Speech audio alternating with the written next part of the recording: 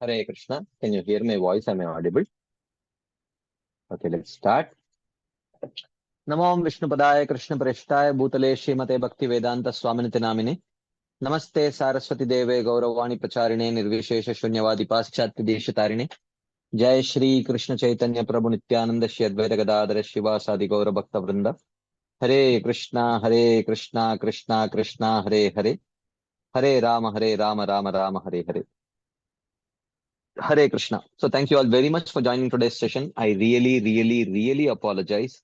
I think continuously 3 or 4 Fridays, incidentally, we had to cancel our Bhagavad Gita sessions. Was it 3 or 4 continuous? Anyone remembers? I think again and again we had to cancel. Yeah, three weeks continuously. It's very unfortunate actually. I've never done this for any course, where for 3 weeks continuously, I had to cancel the sessions. Anyways, somehow, sometimes it is like that, we will have to, it's a marathon race, and sometimes you cannot always maintain the same pace in a marathon race. Sometimes you may have to slow down to conserve your energy to, you know, do something in the long run. So sometimes it's needed. I apologize nevertheless for 3 weeks continuously canceling. I really hate doing it. Anyways, we have been discussing from the 15th chapter of Bhagavad Gita. The chapter is titled as the Yoga of the Supreme Person, or Purushottam Yoga. So here, if you remember the previous chapter, ended with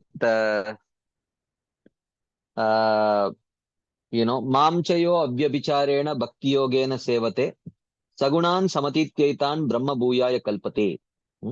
And it mentioned that how by avyabhichari bhakti one reaches the modes. Okay. And then Krishna said, Brahmano hi pratishtaham amritasya avyayasya cha shashvatasya cha dharmasya sukasya ikantikasya cha. So he says that I am the support of that Brahman. So naturally, after hearing the essence of the 14th chapter, which discussed about the 3 modes, the natural question that arises is, who is the, what is this material world, which is made of the 3 modes? Sagunan samatityaitan brahma bhuyaya kalpate. So he crosses over this material world which is made of the 3 modes. So what is this material world which is made of the 3 modes? This is the first question that arises. Okay. And then who is the jiva who performs this avyabhichari bhakti to cross over the ocean of material existence? Who is this jivatma? There has not been a serious discussion on that topic. Of course, in the 2nd chapter, we did discuss a little bit about that, but we need more explanation further. Then the 3rd question that arises is, who is this personality who is the shelter of Brahman? Brahmano hi pratishta aham. So these 3 questions have to be answered. So these last 2 verses of the 14th chapter, 14.26 and 14.27, Mam chayo avyabhicharena bhakti yogena sevate sagunan samatityaitan brahma bhuyaya kalpate. Brahmano hi pratishtaham amritasya avyayasya cha shashvatasya cha dharmasya sukasya ikantikasya cha. The seed verses of the 15th chapter. So these 2 verses presents these 3 questions. What is this material world which is made of the 3 modes, which is transcended by the jiva? Who is that jiva who transcends this material world made of 3 modes? And who is that personality who is the shelter of Brahman? So basically, this 15th chapter answers these 3 questions. Okay. Okay. So he starts describing the material world, which he describes. Just give me a second. Uh, just give me 1 second.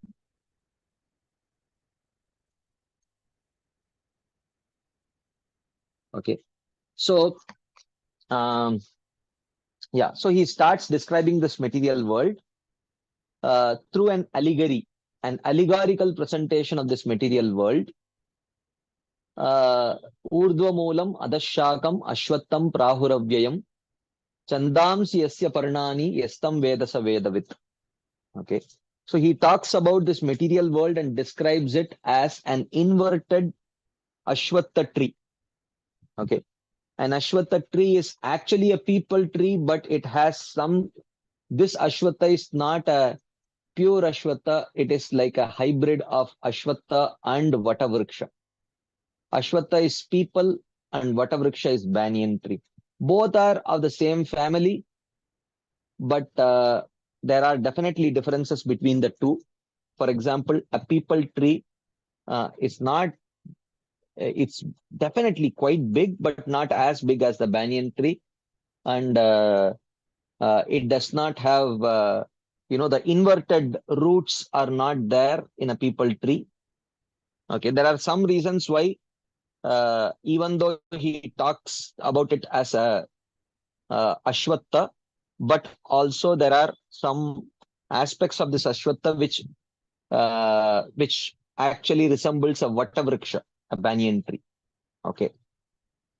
Anyways, so here it is mentioned that I will not go over this allegorical presentation of this material world. We have discussed this many times.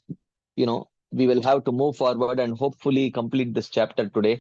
15th chapter has been prolonging for so long. Of course, not that we discussed many classes on this 15th chapter, but uh, but we did miss out 3 weeks in between, like that.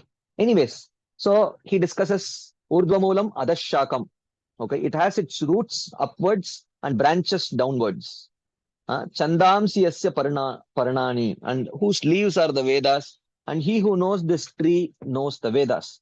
I will not, as I mentioned, we will not go over this allegory. We have discussed this many times. Those who wish to a recap of this can listen to the previous sessions. The Ashwatha tree is the material world. The root is Brahma in Satyaloka. The branches are the various species, and the leaves are the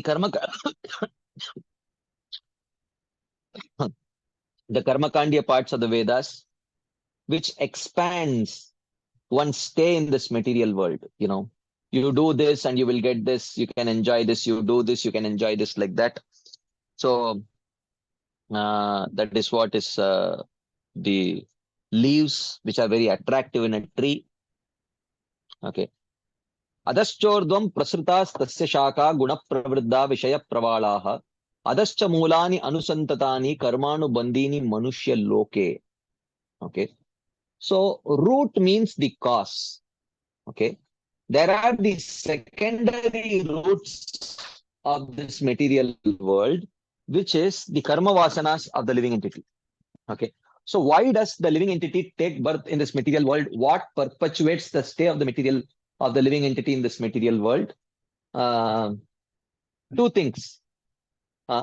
One is the ultimate cause is Brahma, who is mentioned as the main root. Okay. Ultimately, Brahmaji is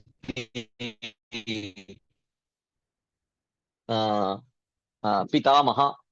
Apart from that, there is also the karma vasanas, which are compared to the secondary roots. As we saw, root is the source. And here we are talking about the source of the tree. And what is the tree? The tree is you can call it the material world, or you can call it the material existence of the living entity in this material world. Okay.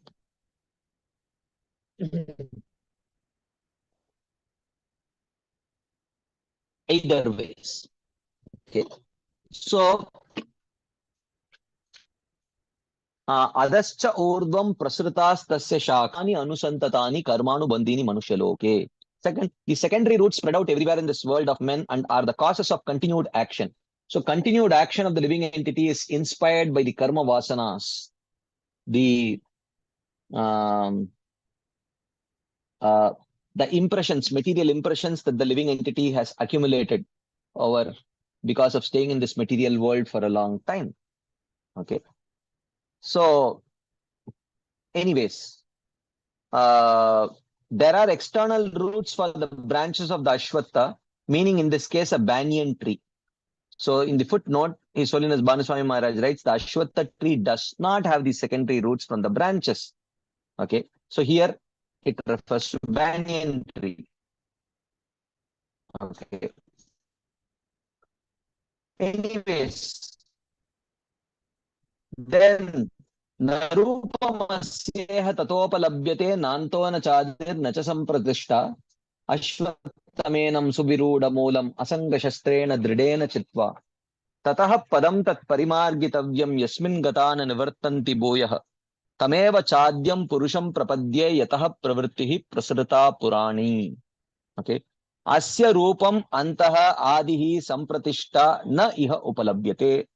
The real form of this tree, its end, its beginning, and its shelter cannot be perceived in this world. In this world means with a material conception, one cannot understand this material world, this material existence. How did the living is this material world? None of this can be understood by a person with a material consciousness. With a material intelligence, one cannot understand. And Suviruda Moolam, it is a very deep-rooted tree. But it can be cut down. One can cut down this tree. Okay. Dridena asangena chitte shastrena. Using the axe of detachment, one can cut this tree. Okay. One can cut this tree using the axe of detachment. Mam chayo avyabhicharena bhakti yogena sevate. Sagunan samatityetan ramabhuyaya kalpate. Okay. So, and after cutting this tree, padam tat parimargitavyam. One should search out for the treasure. Yasmin gatana nivartanti bhuyaha. After attaining which one does not come back again. Tameva cha adyam purusham prapadye. And how to attain that place from which one does not come back? By taking shelter of the Adyam Purusham, the supreme, the original person, one has to take shelter. Okay. Yataha pravrittihi prasrita purani. Okay. From whom the ancient actions of samsara have originated. Okay. So one should take shelter of that supreme Lord, who gives access for the living entity. He gives access to the past material vasanas. Okay. So is my voice manageable? Because I am using my phone, my data card. It's not a Wi-Fi. Is my voice manageable? Are you able to understand? Okay. I know it will not be very good, but if it is manageable, we will continue. Manageable, right? Most people are saying yes. Okay, thank you. Okay. So then next he says, Nirmana moha jitasanga dosha adhyatma nitya vinivritta kamaha dvandvair vimuktaha sukadukka samgair gacchantya modaha padamamvyayam tat. Krishna says that here he says, performing bhakti goal. What qualities do the people attain so that they can attain this goal? So he says, Nirmana moha, jita sanga dosha. Okay. He becomes free from the delusion of pride. He becomes devoid of attachment. Adhyatma nitya. He is absorbed in reflecting on the Paramatma. Gini vritta kamaha, he gives up material desires. Dvandvai vimuktaha, he overcomes dualities. Okay, like that. Okay. Tad avyayam padam gachanti, and he attains that indestructible goal. Okay. So now, what is that indestructible goal? Krishna says, Natad vasayate suryo na shashanko na pavakaha yad gatva na nivartante taddhama paramam mama. Okay. So he says that is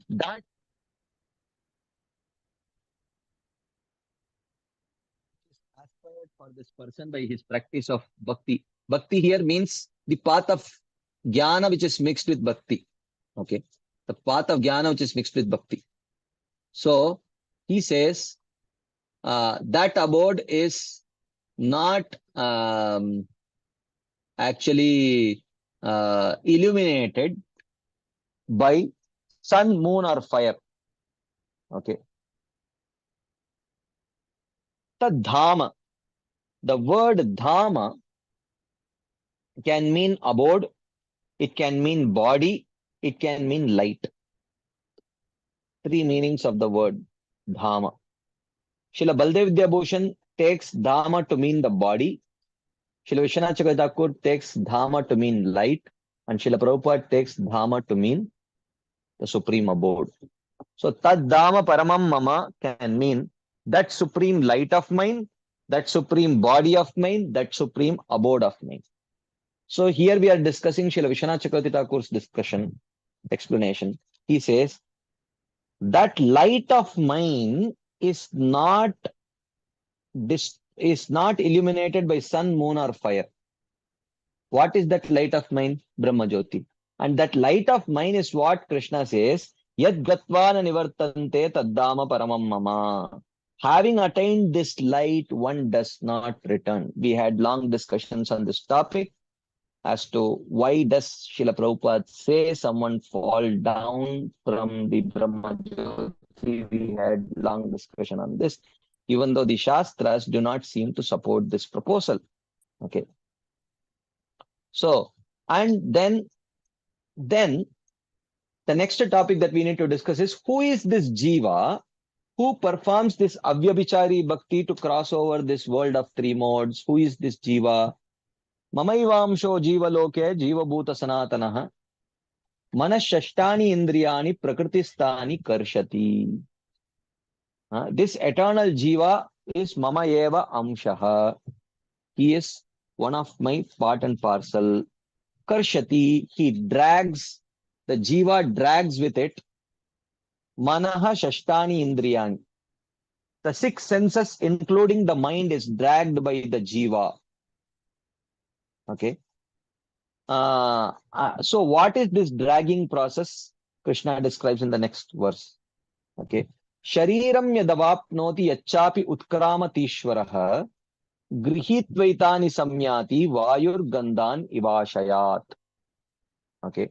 So he says, whenever the Jiva accepts or leaves a body, he takes the Jiva takes the subtle body from one gross body to another gross body.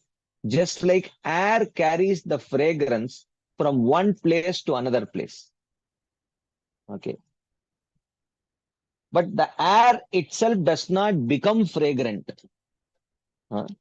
Fragrance is a quality of earth. Air does not have fragrance, but air can carry fragrance. So therefore, air is called as Gandhavaha, the carrier of fragrance. Even though in Bhagavatam, in many places, especially in the 10th canto, there is mention of fragrant breeze. Okay. But oftentimes you'll see the Acharyas explaining the breeze carrying the fragrance of the lotus pollens, like that. So the fragrance belongs to the lotus pollens, but that fragrance is carried by the breeze. Breeze itself does not have any kind of inherent fragrance, but it can carry fragrance of some object from one place to another place. So just like wind carries fragrance from one place to another place, similarly, the uh, uh, the living entity carries the subtle body from one gross body to another gross body. Shrotram chakshuh sparshanam cha rasanam granameva cha adhishtaya manaschayam vishayan upasevate. Okay. So how the previous verse described the transmigration. So this verse describes um, how the transmigrated jiva enjoys in the new body. He enjoys by identifying with the senses. Shrotram, chakshuhu, sparshanam cha, rasanam, granam, evacha. Okay. Taking shelter of the ear, eye, skin, tongue, nose, and mind, the jiva enjoys the objects of the senses. Utkramantam stitam vapi bunjanam va gunanvitam. Vimudana pashyanti pashyanti jnana chakshushaha. Okay. So the foolish do not understand this transmigration process, but those with the eyes of knowledge can perceive this transmigration process. Okay. Yatanto yoginaschainam pashyantyatmanyavastitam yatanto api akritatmano nainam pashyanti achetasaha. Okay. The endeavoring yogi, he sees this soul situated in the body. But those whose heart is still impure, even though if they endeavor, they do not see it, because they should not be endeavoring to see the soul. They should be endeavoring to perform their prescribed duties. They should be endeavoring to perform their prescribed duties, because endeavor should be according to one's adhikar. Engagement in meditating on the self and Brahman is supposed to be carried out by a person whose heart has been purified already by the practice of Nishkama Karma Yoga. But if one's heart is still impure with anarthas, then he should not be endeavoring to realize the self and Brahman, because that will not be successful. He should instead endeavor to perform his prescribed duties, varnashrama duties, to purify the heart. Okay.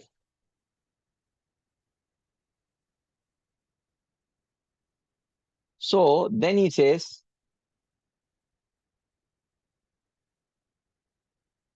then Krishna says that whatever the jiva is enjoying, understand in this material world, understand that everything is supplied by me.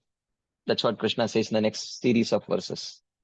How Krishna maintains the living entity's enjoyment in this material world. Okay. Yadaditya gatam tejo jagadvasayate akhilam yat chandramasi yachchagnau tat tejo viddhi mamakam.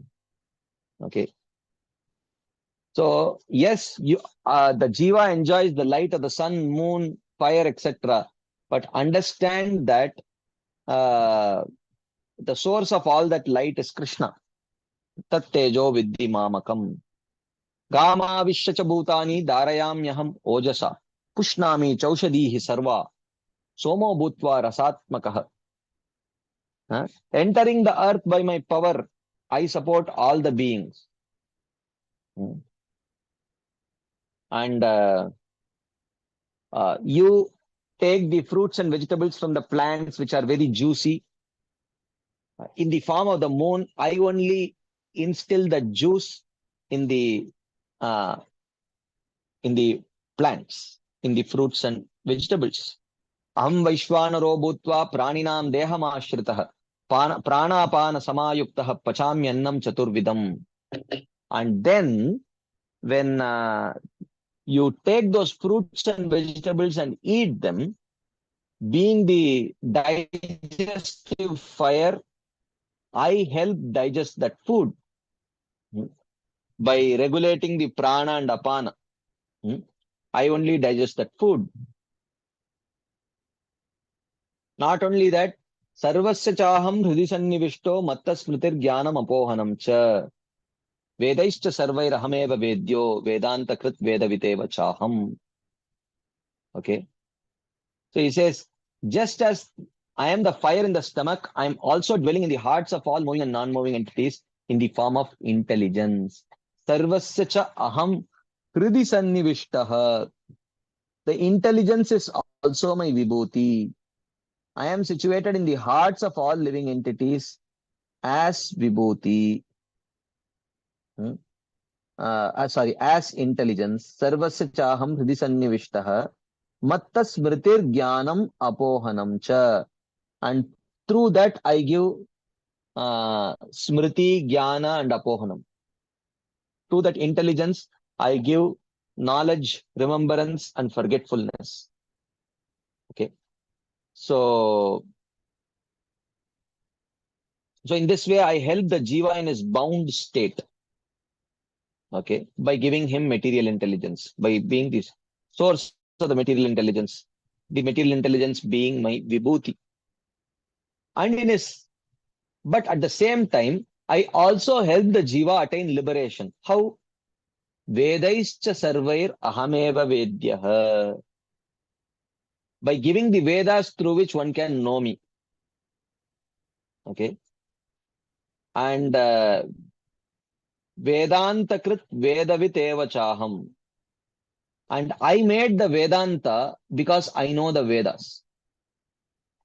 So Vedanta is the essential summary of Vedanta is the essential summary of the Vedas. So only one who knows the Vedas thoroughly can make summary of the Vedas.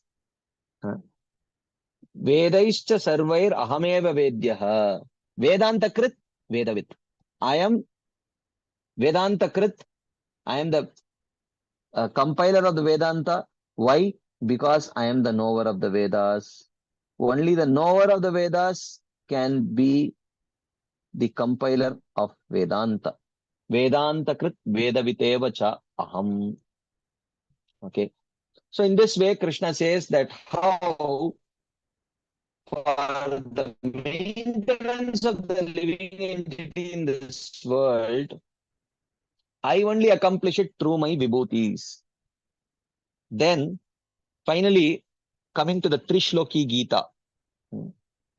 So, he says, Dvavimau purushau loke ksharascha akshara evacha ksharaha sarvani bhutani kutasto akshara uchyate.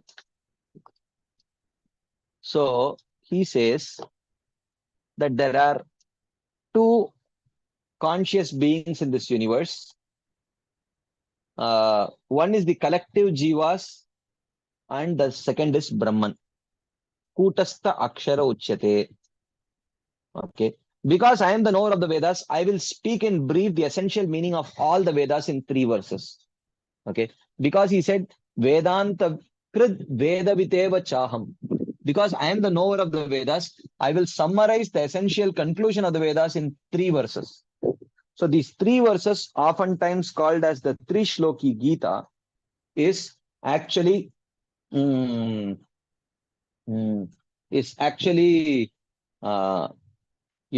essence of the Vedas, summarized in 3 verses. The first verse summarizing the Vedas is Dvavimau purushau loke sharascha akshara evacha sharas sarvani bhutani kutastha akshara uchyate. So he says that in this material universe made of 14 worlds, there are 2 conscious beings. Okay. One is the Jiva, who is called as Shara because he is in a deviated condition from his Swarupa or true nature. The other is Brahman called as Akshara, who does not deviate from his Swarupa. Okay. To the Brahman, he describes it by quoting many verses from the Vedas, Upanishads, Bhagavad Gita, etc. Okay. So the collective jiva, which means all the conditioned souls, fallen from his Swarupa by beginningless ignorance and subject to karma, becomes the variety of living entities up to the moving entities like Lord Brahma. A Brahma Bhuvana Loka. Okay. Or, as you say, what is that? Yes, Twindra Gopa Matavendra Mahosva Karma. From Indra to Indra Gopa. Okay. From Brahma to the tiniest of insects. Okay. All fall within the category of the Jiva. And according to their karma, they get accordingly appropriate bodies. Okay. So the collective Jiva, okay. So that's what he says. But the Kutastha Brahma is that which does not change. So this is where we ended our discussion, with this first three Shloki Gita. Okay. So what we will do is, we will cover the next two more three Shloki Gitas, not very long purports. I mean, the second purport is little longer. Oh, yeah, it is long, actually quite long. Oh, wow. The 19th is short, 20th is very short. Okay. Anyways, so any quick discussion points, comments, questions before we move on to the last four verses of this chapter? Any quick discussion points, comments, questions based on whatever we have summarized today? Yes, Mother Gail. Hare Krishna Prabhu. Yes. Yeah. Can you repeat for me, for one thing, which three verses summarize the whole Vedas? 16, 17, and 18th verses. 16, 17, 18 of this 15th chapter. Yeah. Okay.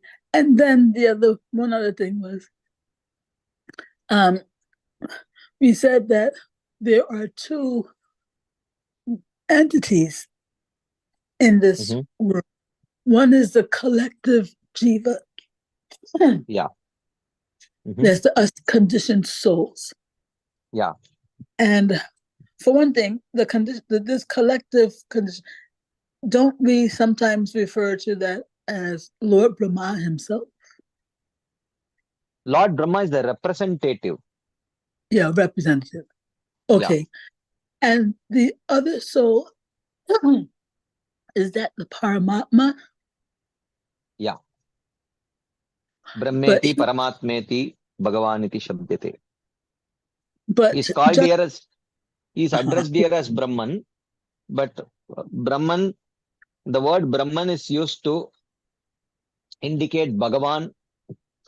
So those literatures which address people who do not have qualification to understand the Bhagavan feature, the absolute truth is addressed as Brahman for such people. Okay. Thank you, Prabhu. Okay. So if there are no further discussion points, let us continue. We have 4 more verses. It is my deep desire to complete this 15th chapter today, so that next week we can start the 16th chapter. But we are not going to rush. After every verse, we will pause for some discussion. Don't worry about it. If possible, we will complete. If not possible, we will not rush at all. Okay. Let us start. Okay, just give me a second. Okay. So here he says, Uttama Purushastvanyah Paramatmetyudahritah Yo Lokatrayamavishya Vibhartyavyaya Ishwarah. Uttamaha Purushastu Anyaha. But the highest person is different from this. Paramatma iti udahritah. He is described as the Paramatma. Yaha, who Lokatrayam Avishya. Ishvaraha, even though being controller, Abhyaya and unchanging, Bhivarti, he supports it. So he calls, initially he says there is Dvavimau Purushau Loke Ksharascha Evacha Ksharas Sarvani Bhutani Kutastha Akshara Uchyate. He says there are two types of living entities. One is Shara, another is Akshara. The Shara is the collective living entity. The Akshara is the Brahman. But then he says, but the highest person is different from this. He is Paramatma.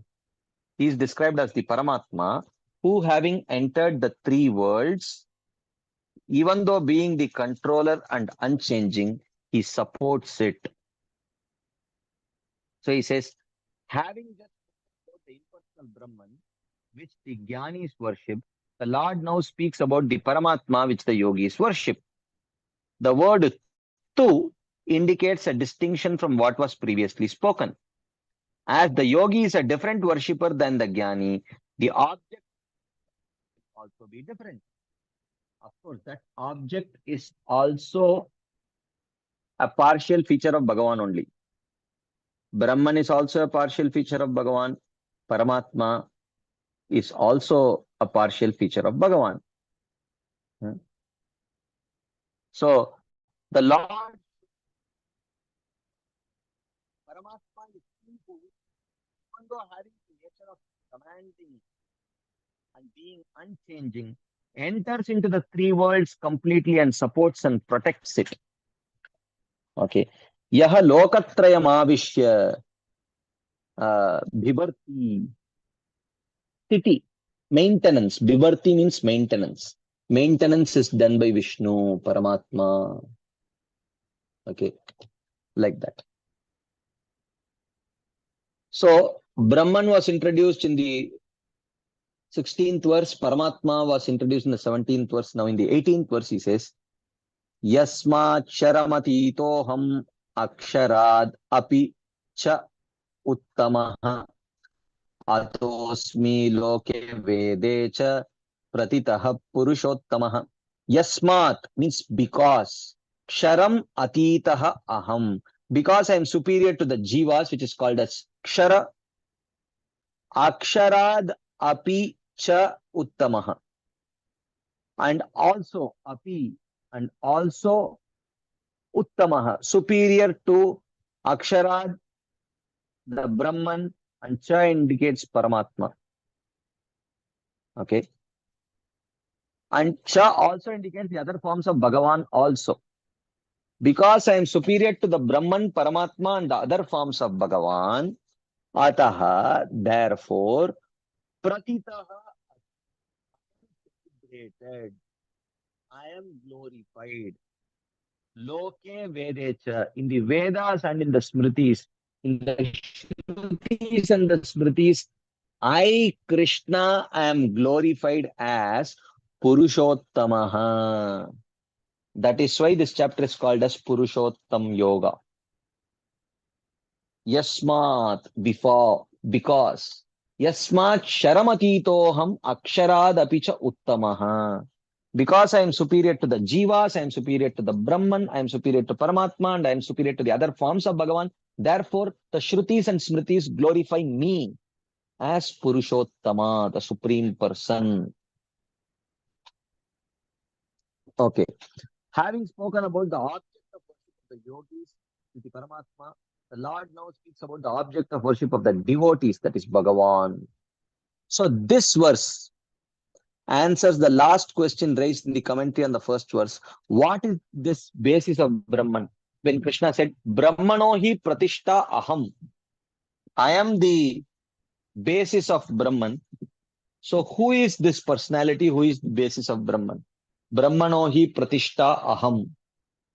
Who is this personality?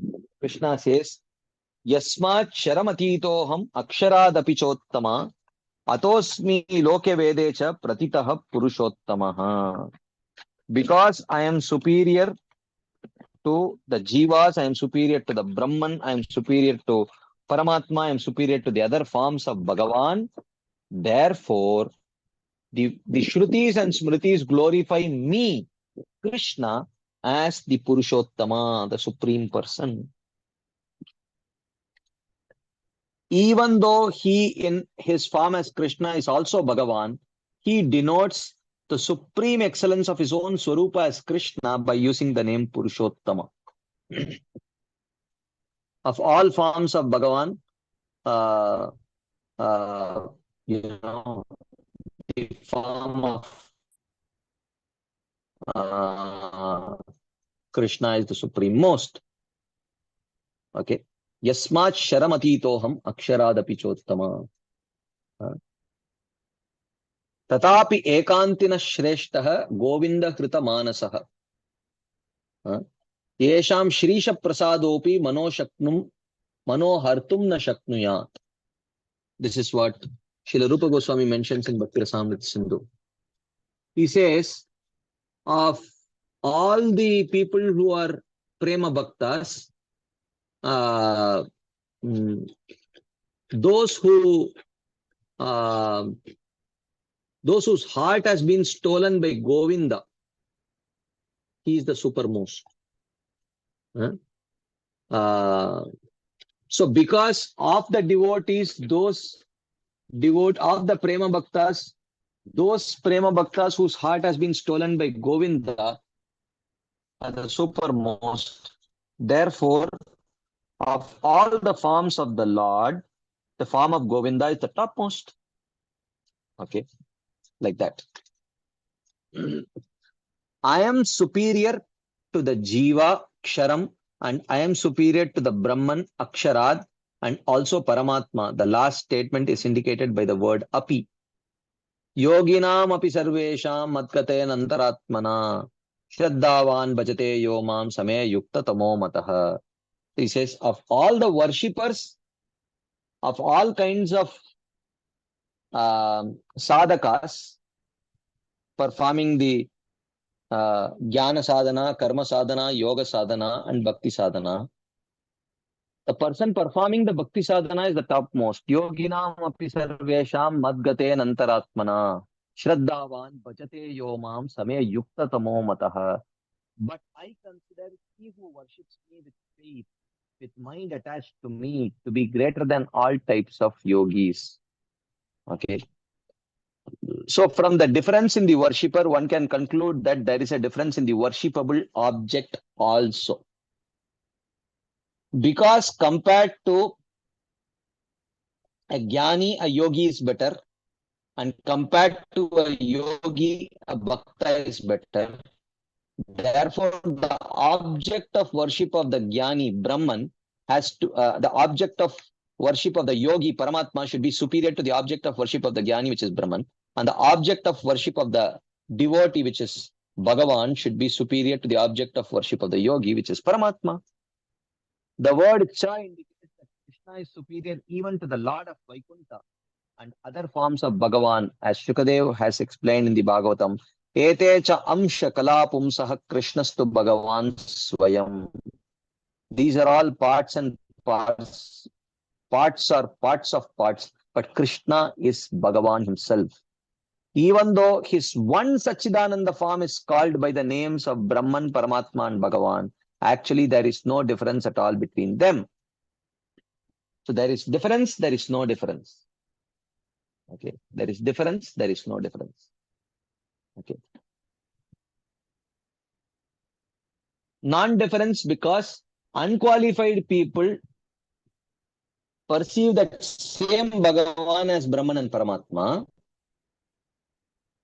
Difference because Brahman is the effulgence of Bhagavan, so it is not a complete representation of Bhagavan, therefore different. And Paramatma is an Amsha, Eka Amshena Stito Jagat. Paramatma is Amsha. So therefore he is different. Amsha and Amshi are different. Swarupa Dvaya Bhavat. There is no duality in your form, Srimad Bhagavatam says. However, because of observing difference in the worshippers in terms of sadhana and the results, difference has been designated. Even though in one sense there is no difference, but actually there is difference also. That is to say, the sadhana respectively of the jnani, yogi and bhakta produces realization of Brahman, Paramatma and Bhagavan. The result of jnana and yoga is mere liberation, and the result of bhakti is to become an associate of the Lord with prema. Also, without bhakti, the jnana is liberation. Right? Tapasvino, danapara, yashasvino, manasvino, mantravida, sumangala. Kshemam na vindanti vinaya darpanam. Tasmai subhadra shravase namo namaha. Like that. This is understood from the following verses. Naishkarmyam api achyuta bhava varjitam na shobhate. The path of jnana or nishkama karma yoga is not successful without the element of bhakti. Achyuta bhava varjitam. Again this verse. Pure habhuman bhavopi yoginas tvadarpiteha nijakarma labdaya vibudya bhaktaiva katopanitaya prapedire anjo achyutate gatim param. Even the yogis, they attain that liberation only because of the element of bhakti in their practice. Vibudya bhaktya eva katopanitaya. Only by that bhakti which is characterized by hearing and chanting, even the yogi attains their goal. Like that. So, the worshippers of Brahman and Paramatma must necessarily perform bhakti to Bhagavan in order to achieve the final results of their sadhana. The worshippers of Bhagavan, however, do not perform worship of Brahman or Paramatma to achieve the results of their sadhana. Tasmad madbhakti yogino vai madat jnanam nacha vairagyam praya shreyo bhavediha. Tasmad, therefore, madbhakti yuktasya yoginaha, for a devotee who is engaged in my bhakti yoga, madatmanaha, which is mind fixed on me, jnanam cha vairagyam na prayaha shreyo bhavediha. Cultivation of knowledge, jnana and vairagya is generally not beneficial for bhakti. Okay. And further he says, yat karma yat tapasa jnana vairagyatascha yogena dana dharmena shreyo biritarairapi sarvam madbhakti yogena madbhakto labate anjasa swarga apavarga maddama gatanchiti divanchati. Whatever can be achieved by karma jnana yoga, all can be obtained just by practice of bhakti yoga. Yavai sadhana purushartha chatushthaye taya vina tadapnoti naro narayanashrayah. Whatever obtained by performing various different types of sadhanas, all that can be obtained just by taking shelter of Lord Narayana without having to perform any of those other sadhanas. Without jnana, one can attain the goal of jnana through the process of bhakti. Without performing yoga, one can attain the goal of yoga by performing bhakti. Like that. The worshippers of Brahman and Paramatma must necessarily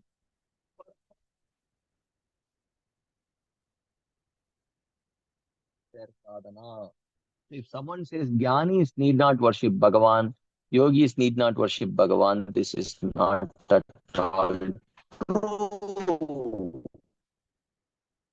They also essentially have to worship Bhagavan feature.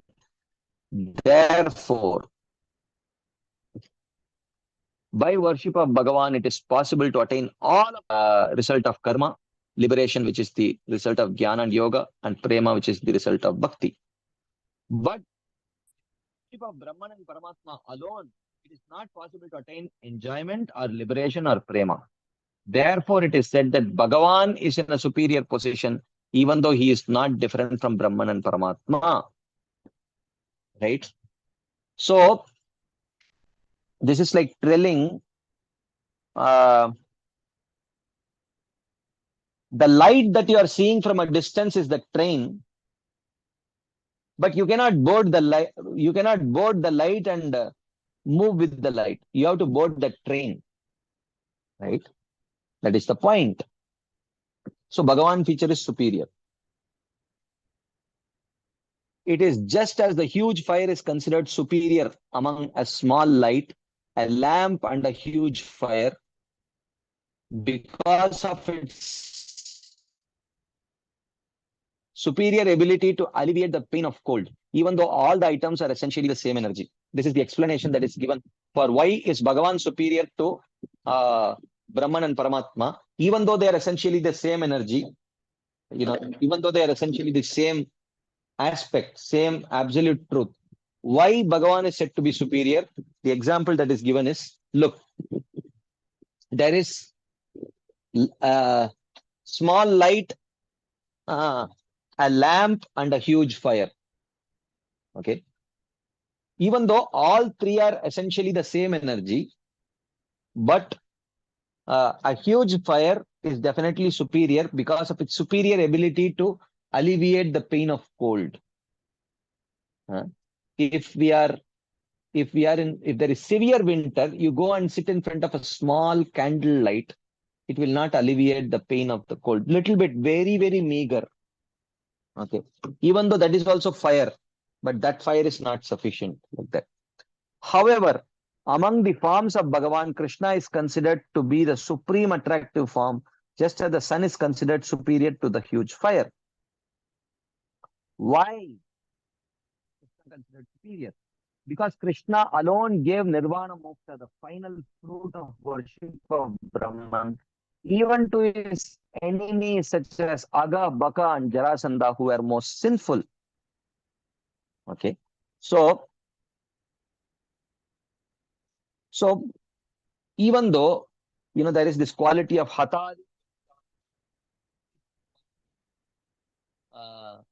this one quality is there in all the Vishnu Tattvas. Whichever demons they kill, they ensure that the demon gets a better destination than what he deserves as a demon. Okay. But that is not liberation for the other forms of the Lord, Matsya Kurma, Varaha, Narasimha, Rama, etc.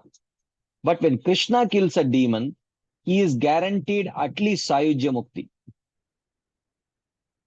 That is seen only in Krishna and not in any other form of the Lord.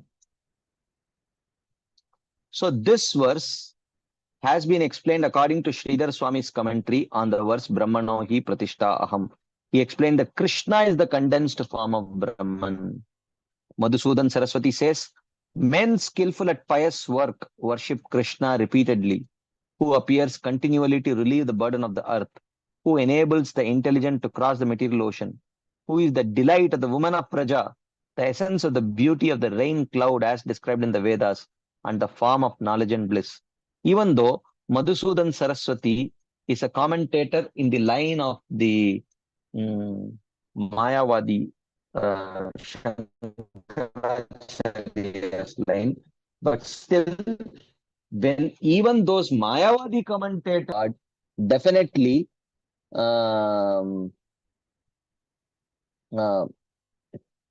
definitely that is often quoted by our acharyas, because just to show, see, even the Mayavadis write this and accept this like that. So he says, I do not know any higher truth than Krishna. This is Madhusudan Saraswati writing. Who has lotus eyes, a face beautiful as a full moon, and lips red like the bimba fruit, who has the complexion of a rain cloud, who wears yellow cloth, and who holds a flute in his hand. So this is Madhusudan Saraswati's commentary on verse 19. Those fools who cannot tolerate the glories of Krishna, which have been ascertained with valid proof, they go to hell.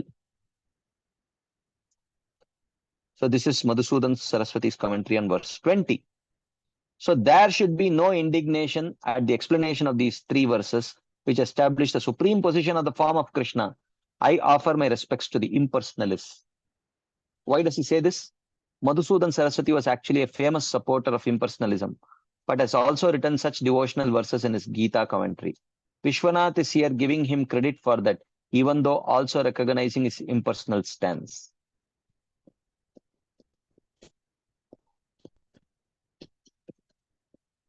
Like that. So in this way, in these three verses, the essence of Vedas is described. Okay. In the first verse, he says, Dvavimau Purushau Loke Ksharascha Evacha Ksharas Sarvani Bhutani Kutastha Akshara Uchyate. There are two types of conscious entities, Kshara and Akshara. Kshara refers to the Jivas and Akshara refers to the Brahman. And then he says that in the next verse he says, what is that? Next verse.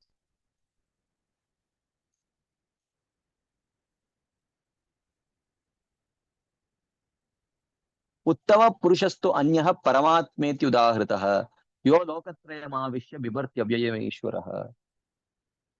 But person is Paramatma, who is different from this Kshara and Akshara. He enters the three worlds and maintains it. But Yasmat Sharamapitoham Aksharadapi Chottama Atosmi Loke Vedecha Pratitah Purushottama. Because I, Krishna, am superior to both the Jivas and the Brahman and the Paramatma and the other forms of Bhagavan. Therefore, the Shrutis and Smritis glorify me as Purushottama. Like that. Okay.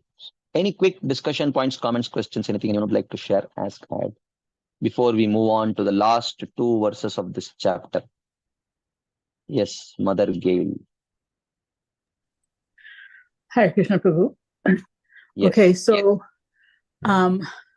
one thing is it incorrect to say that the Paramatma can also be considered the source of the Brahmajyoti, since the Paramatma is an expansion of Bhagavan?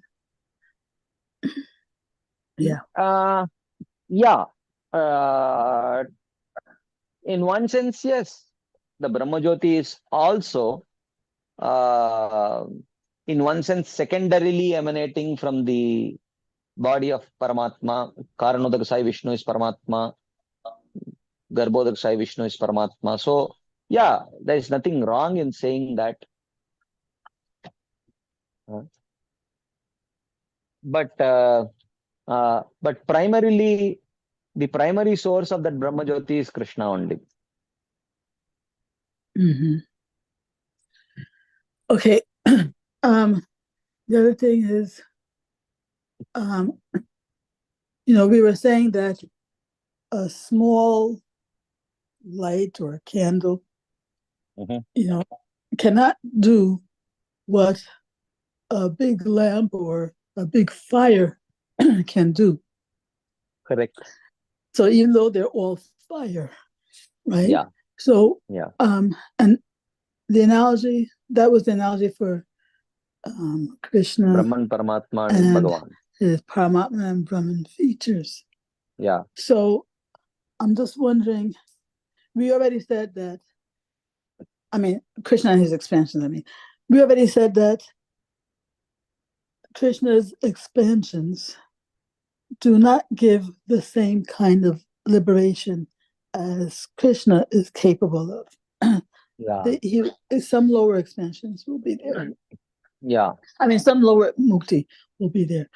But aside from that, right, is there, maybe I missed, what other things is Bhagavan capable of that the Paramatma or his other expansions, let's say, would not be able to do, like the small fire can't do with the big fire can do?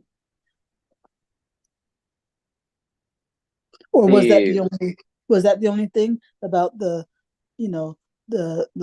level of mukti that can be awarded? So that is one. Yeah.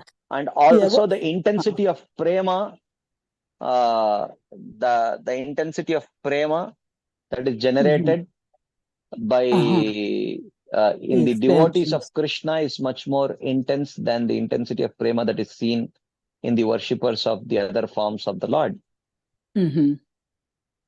Okay, were those the only two things that you mentioned here today about the difference? We didn't mention the second difference, but we had mentioned, we had discussed it in the other sessions. Oh, Okay. Okay. Thank you. Hare Krishna. Yes, Shivakumar Prabhu. Hare Krishna, Prabhu. Prabhu. Dandavat Prabhu.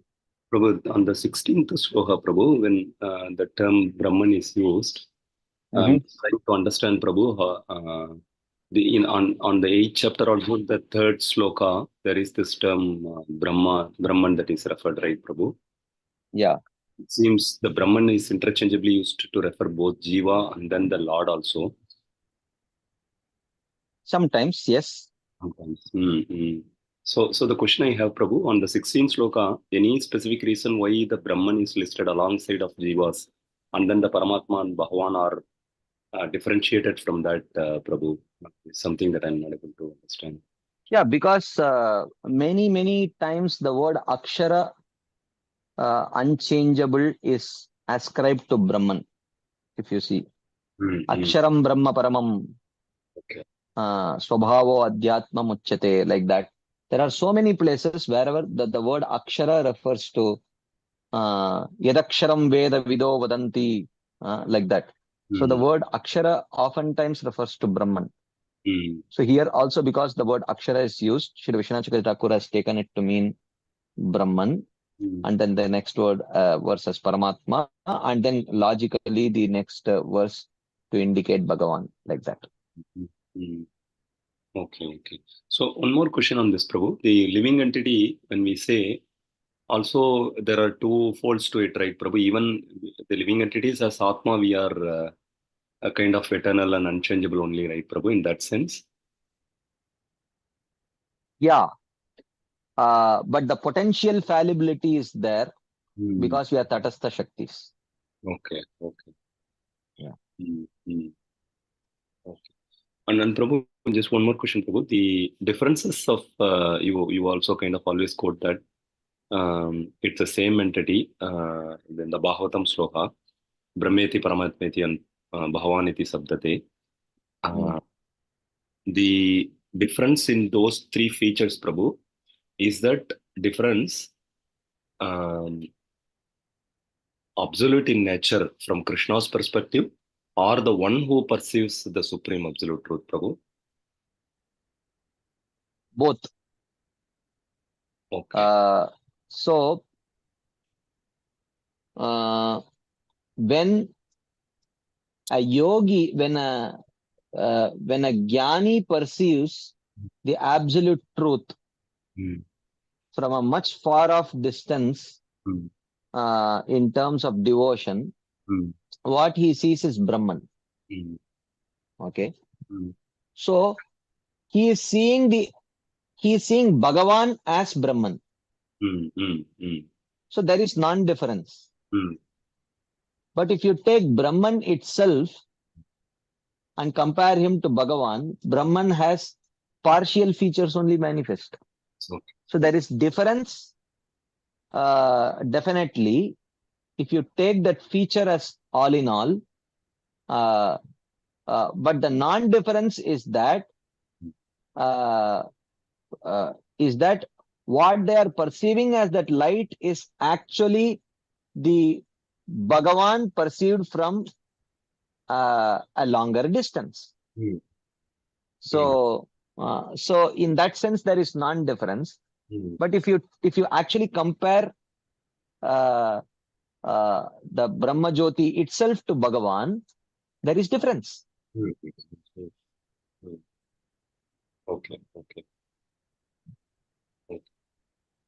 Okay, Prabhu. So one last question, Prabhu. The Paramatma and Bhagavan feature, Prabhu, again, that it seems the all-pervading nature is used in both the features, right, Prabhu? So I'm just trying to understand when Paramatma has the partial personal feature, any example that you can give, Prabhu, to better appreciate? Because I see the all-pervading nature seems to be used in both the features interchangeably. Yeah, in a different sense, Brahman is all-pervading, but Paramatma is all-pervading in the sense of Andantarastha Paramanu Chayantarastham, as being present everywhere. Okay, in that sense, he is all-pervading. Okay. So it is just like, there are particles everywhere. Hmm. So you can say particles are all pervading. Hmm. Okay. Hmm. But at the same time, you can say, if you take it as a wave, Hmm. a Hmm. single wave is all pervading. Hmm. So Brahman is like the wave Hmm. and Paramatma is like the particles. So they Okay. are all pervading in a different sense, actually. Okay. Okay. Okay. Okay. Hmm. Hmm. Hmm. Okay. So when we say the yogi is actually meditating on Paramatma, right, Prabhu? Mhm. He is not meditating the impersonal feature, and No, neither he is maybe okay. Or is he actually neither he is meditating on Bhagavan, right, Prabhu? Because he is not a devotee, right, Prabhu? he's not meditating on Bhagavan, but he's worshipping Bhagavan. Okay. When it comes to worship, he worships Bhagavan. Hmm. Hmm. Okay. So in terms of worship, there is no difference between a yogi and a devotee. Well, in terms of the object of worship, there is no difference. But Hmm. there is difference in terms of mood. There is different in terms of emphasis to particular limbs. Okay. But in terms of the object of worship, there is no difference. Okay. Okay. Okay. Okay. Okay. Also, sorry, Prabhu, I just got recollected when I'm asking this question. I think you mentioned in some of the sessions earlier, the Paramatma feature is more in terms of the functional role that the Lord takes in terms of this material world. Is that right, Prabhu? Yeah, yeah, That is what yogi is attached to. yeah. Okay, okay. So the yogi does not appreciate the spiritual world or the spiritual form and his pastimes and things like that, Prabhu? Not to the extent that the devotee appreciates. Okay, okay, okay, okay. Thank you so much, Prabhu. Right. Hare Krishna. Sri Vidya Mataji. Hare Krishna Dandat Pranam Prabhuji. Dandavat Mataji. Prabhuji, few doubts I have, Prabhuji. Now in the Trishloki Bhagavad Gita, like Krishna here speaks about Brahman, then Paramatma, and then Bhagwan. So Prabhuji, before that, when Krishna says Vedaishta Sarve Rahameva Vedyo, then that Yat Aditya Gatam Teja, all that. So that refers to which feature of the Lord? That Is that refers the to Brahman? just the material energies of Krishna. That's all. Okay. So, I mean, when he says Vedaishta Sarve Rahameva Vedyo, so Not does that. it mean That, Yataditya that means, no, that Vedeshcha Sarvai Rahameva Vedya, uh, uh, that is, you can say Brahman, Paramatma, or Bhagavan, depending on what aspect of the Veda you're talking about. Okay. Ultimately, he is to be known. But when you're talking about Yadaditya Gatam Tejo Jagadbhasete Kilam, that means he is the source of everything. He is the source of potency of whatever that is being, he is the source of maintenance of the living entity, conditioned living entity in this material world, like that. Okay. So, I mean, that's what I'm not getting, which is that he there refers to the Bhagavan feature or No, the that is Brahman just the feature? energy, the material Energy. energy of the Supreme Lord, through the material energy of the Okay. Supreme Lord. Okay. So when we say that's Vedaishta Sarve Rahamevadya, so even for a yogi or a jnani, so whatever the goal they attain, so is that considered to be the success, Prabhuji? So Krishna is accepting that. So through the Vedas, if one is able to come to the conclusion that I mean basically everything is Brahman, so that is also considered to be a success of knowing the Vedas. Is that the way Krishna says? Yeah, I mean, in one sense, that's what the Gyanis aspire for as a goal, so they attain it. Okay. Okay. So Krishna is not insisting that even though the ultimate goal of Vedas is the Bhagwan realization, so Krishna is not emphasizing that, right? That's what we understand. No, there is no point emphasizing if they don't have the qualification to understand it, right? Mm-hmm. Okay. So, Okay. so if you emphasize it to a person who does not have the qualification to understand, it would become the 9th offense, which Krishna himself would end up doing. Okay. Yeah. And then Prabhuji, so one more thing, this in this Trishloki Gita, so now Prabhuji, like so Krishna first he says that Shara Akshara, so which is you said that we saw that Akshara is said to be the Brahman, Buddhasta, and here Prabhuji, I have a doubt. I'm not able to get the point correctly. So conscious being in this material world, so even Paramatma can't we consider Paramatma also as a part of this Akshara, Prabhuji, because he is also conscious, he is also there in this pervaded in this material world. It talks about only the Brahman. No, Paramatma is conscious. The absolute truth is conscious. The absolute truth is conscious, because the absolute truth is one only. Yeah, but the absolute truth has three features, right? That Brahman, Paramatma. So here this one Akshara refers to the Brahman, right? That's what is said here. Okay. So, but that so Paramatma doesn't include, is not included in that actor, because Paramatma Paramatma is introduced in the next. Paramatma is introduced in the next verse. Right, that is right. So then can we say that since Brahman is Brahman, which is a partial expansion of the origin, which is a part of the absolute truth. So when Brahman is Akshara, so which means Paramatma and Bhagavan also Akshara. Bhagavan are also Akshara. Yeah, of course, yes. So we can expand that way, right? Yeah. Okay, yeah. And one more thing, Prabhuji, sorry if I'm taking more time. Prabhuji, here in this Purushottama explanation, Prabhuji, right? So Brahman is already introduced, spoken very elaborately, and Paramatma also in the previous chapter is spoken very elaborately. Now Krishna says, like, I am the Purushottama, right? So how does one understand that Purushottama? Because where do we get that proper understanding of Purushottama when considering all this, from the first chapter to this 15th chapter? So what are definitions? So where do we take that understanding of Purushottama? Different places. 9th chapter, he is described in detail, how he deals with his devotees, like that. 9th chapter, 10th chapter about the vibhutis of Purushottama, when he says.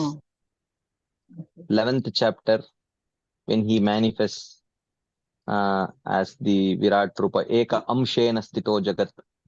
Of course, that is the, you can say, the expansion. Yeah, so these are, and here and there in many different chapters, he introduces he talks about himself briefly. Okay, because I thought the other this one, the 13th chapter or the 14th chapter, right? The Paramatma Brahman features were very explicitly, very elaborately explained. So one gets a very clear picture of these features. At least for me, I have not this one, the Purushottama feature were elaborately like this. Because since it's a personal form, right? Whether it's because and Krishna even in the personal form, there are so many expansions, 200 form, 400 form. So which one would those one will consider? Bhagavad Gita does not elaborate on them, because Bhagavad Gita is a very preliminary bhakti text. So in Bhagavatam and other such literatures, it is described in much more detail. Okay. Then Prabhuji, like for a yogi or for a jnani whose level of understanding ends with the Brahman Paramatma. So how do they understand this, Prabhuji, about the Purushottama? Because Krishna has already stated Vedasta Sarve Raham Eva Vedyo, right? And here now Krishna is talking. So for a jnani, it is the Brahman, it is ultimate. So he's satisfied with that. Now he is saying, I am the so he's introducing another part, or he's claiming that another part of him is the superior, right? So how do they also understand accept they accept Bhagavan as the superior. That is why they worship Bhagavan. but Okay. they wish to merge in the impersonal Brahmajyoti. Mhm.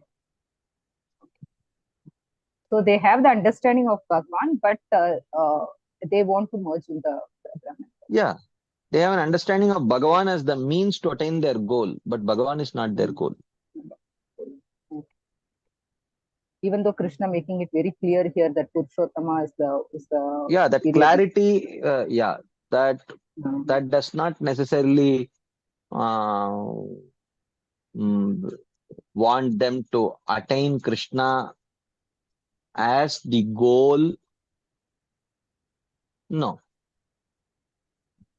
that does not inspire them in that direction. Hmm. Oh. Right. Because I'm they just lack the wondering. Sukriti. Yeah, no association. Yeah, thank you very much, Prabhuji. When you made certain points very clear, your class got very clear understanding, Prabhuji. Thank you very much. Yeah. Mother Gail. Yes, Hare Krishna Prabhu. Just now when you were answering Mataji's questions, and you were referring to verse 15:15, and you made a connection between that verse and you said that he's referring there to the material energy. I didn't catch this point. Not 15:15. The verses that she quoted before that. Oh, okay. Yeah. Good. And then also, let me see, when you were giving, I think it was Shiva Kumar Prabhu, you were giving this analogy to explain the all-pervasive nature of Paramatma versus that of the Brahmajyoti. And you said it's like wave versus particles, right? Yeah. So wave meaning like a wave of an ocean? No, I mean the light is considered as a wave, right? Okay. In that sense. Okay. So, but I mean, can't we also just say that the Brahmajyoti is Krishna's all pervasiveness in a formless way, whereas the Paramatma is Krishna's all pervasiveness in a personal form way? Yeah. It's the same thing, no? Yeah. Okay. Last thing. It's just like, you can say that, you see light everywhere here, and you see, then you say, you see people everywhere here, right? Yeah, exactly. So, yeah, like that. Yeah. Very good. Last thing. Also, in that conversation with him, you were talking about worship versus meditation. So, for one thing, it's the Gyanis who worship and the yogis who meditate. So, but the difference being that with worship, you're engaging your senses and paraphernalia, whereas with meditation, you're just sitting down, focusing your mind on it. Yeah. That's the difference. Huh? Yeah. Okay, Prabhu. Thank you. Correct. Keshapriya Mataji. Small doubt, Prabhuji. Prabhuji, this Bhagavad Gita is for all Gyanis, Yogis, Karmis, for everyone, no, Prabhuji, not only for devotees exclusively. Yeah. And the last 6 chapters are supposed to be Jnana Yoga, no, Prabhuji, in that division. Yeah, predominantly it talks about Jnana in terms of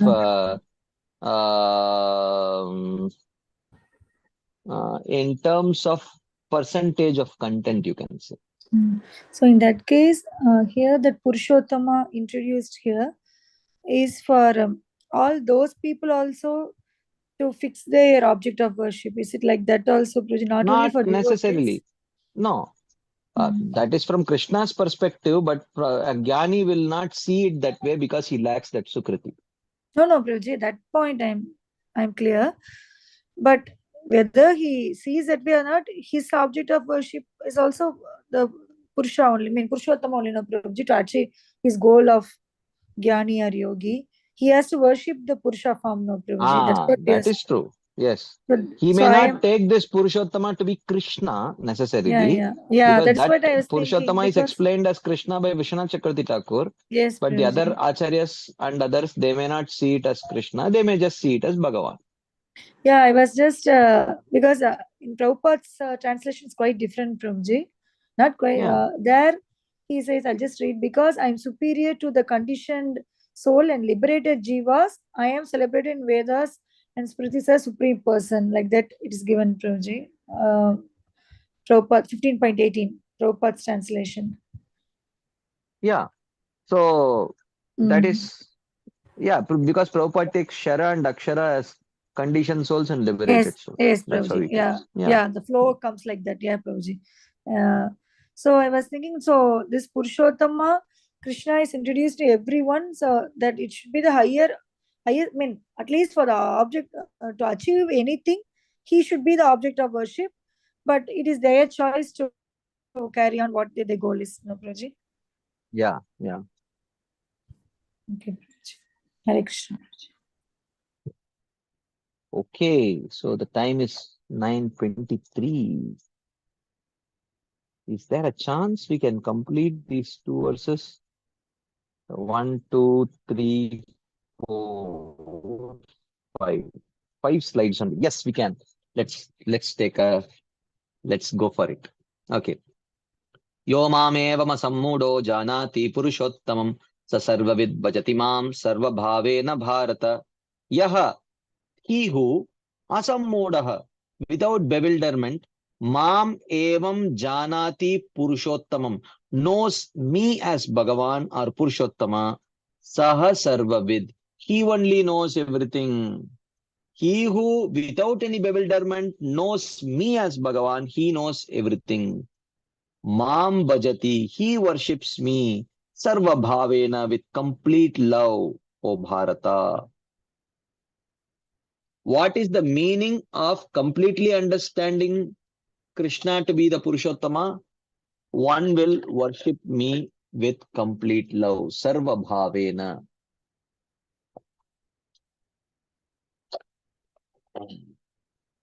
So now, someone may say that, oh, a Jnani will also read this verse. So how will he, will he also worship Krishna with complete love? No, because he will understand Mam bhajati sarva bhavena means in a different way. So our Vaishnavas will accept it as Mam bhajati sarva bhavena means Jnana karmadi anavrita bhakti. Okay. Jnana karmadi anavrita bhakti. But a Jnani may not necessarily see it that way. He will not sarva bhavena mam bhajati may not be interpreted in that way by the Jnani.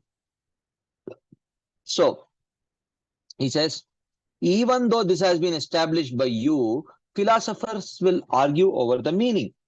So Krishna says, okay, let them argue. They are bewildered by my Maya and the devotee is not bewildered. He who is not bewildered by the arguments of these philosophers, he knows everything. Even though he has not studied the scriptures, he is the knower of the meaning of all scriptures. The other person, even though he has indeed studied and taught all scriptures, is really a complete fool. Samyak modaha. He who knows me worships me with complete love. Knowing Krishna means worshipping Krishna with complete love. The other person, even though he worships something, does not worship me. Like that. So what is the proof that one has accepted the Lord to be the Purushottama? Such a person, sarva bhavena mam bhajati. He will worship Krishna with complete love. Finally, the last verse. Iti guhyatamam shastram idamuktam maya naga etad buddha buddhiman syat kritakrityascha bharata. Iti maya uktam. Thus I have spoken Idam guhyatamam shastram, the most secret teaching, O Anaga, O Sinless Arjuna. Etad budva, knowing this, buddhiman syat, you will be intelligent. Krita krityascha, and will have attained the goal, O Bharata. Okay. Thus I have spoken the most secret teaching, O Sinless Arjuna.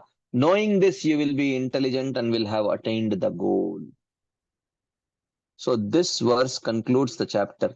In these 20 verses, I have thus spoken completely the most secret teaching. In this chapter, the classes of matter and consciousness have been revealed by He who makes all things happen, that is Krishna. And the supreme position of Krishna has been explained. Thus, the commentaries on the 15th chapter of the Gita have been completed for the pleasure of the devotees' hearts by the mercy of the Acharyas. Wow, we completed. We still have 2 minutes. We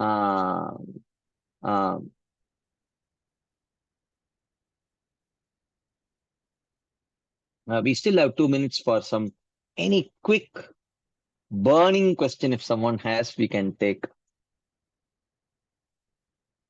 If not, we will end it here and meet again next Friday to continue to start the 16th chapter. Yes, Shri Vidya Mataji.